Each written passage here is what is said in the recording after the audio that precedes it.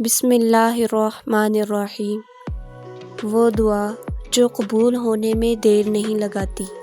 ایک بات ہمیشہ یاد رکھیں، جب آپ تنہا روتے ہیں تو آپ کا رب خاموشی سے سنتا ہے۔ جب آپ لوگوں سے چھپ کر اپنا درد سناتے ہیں تو اللہ اسے فوراً قبولیت کے لیے لکھ لیتا ہے۔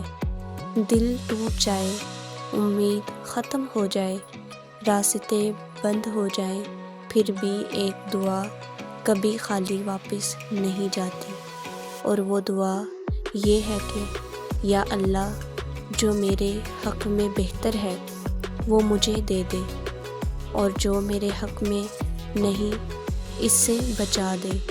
یقین کرے اللہ کبھی خالی ہاتھ واپس نہیں بھیجتا۔